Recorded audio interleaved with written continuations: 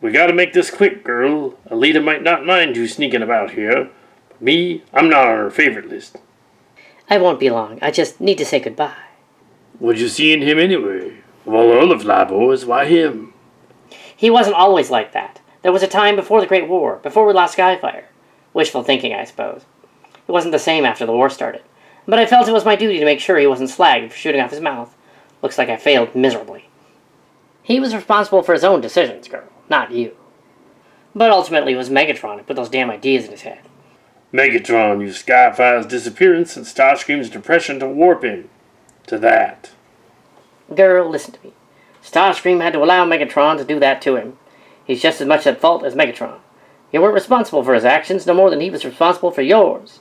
Now say your goodbyes and let's head home. She's right. See you around, Flyboy.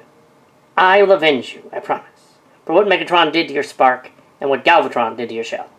Feeling a little better? No, not really. Well, you know me, girl. I was trying to help. I appreciate it. No, really, I do. I know you do. Against my better judgment, I may be able to help you even more to keep your promise to that good-for-nothing prick you kept at your side. Galvatron had contacted us for a job. He's already paid half of it. We considered sending Minnie. Maybe we should have it. You did slag for him when he was Megatron under us. He sure as hell gonna know you, though. And he'll know your tactics and loyalties. And he ain't gonna let you step out of line if you don't take this up. I don't want to see you end up like Starscream because of this. I'm only telling you this because I know how much it means to you to keep promises. Thank you. We might have to get Minnie to help you after all. But Galvatron wants us on Sol 3.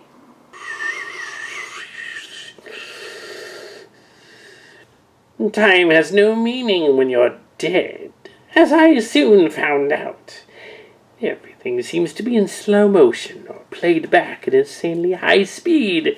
However, the events transpiring before the remains of my shell interest me, awakening me from my eternal slumber. Darkstar, Decepticon, who refused to take a side. Rather, he ran a neutral courier service between enemy lines. Shockwave put an end to that a couple of centuries prior to my death, and since taking residence on Sirius 2, a commerce planet 9 light years from Sol. He never liked me. The feeling was mutual. Artemis, a childhood sweetheart, I do admit. Now a loyal subordinate of mine, with no intention of allowing my death to go unpunished. She is yet to outlive her usefulness. Every time she comes so dangerously close, she pulls another trick out of her gauntlet. However, Galvatron knows of my tactics, true. He wouldn't allow me to get close to her. I'll have to observe closer. I would have to observe closer.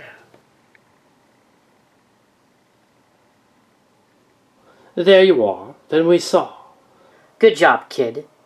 Me Grimlock stopped Strange Robot. Me Slag, too.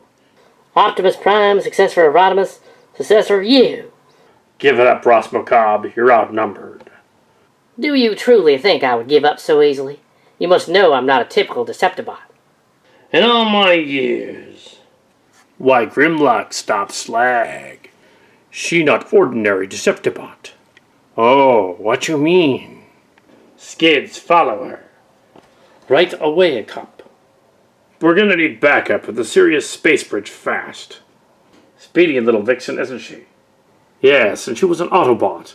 We don't want her rejoining the Decepticons. I thought she was a Rosmocom mercenary. Yeah, she was both. She joined them.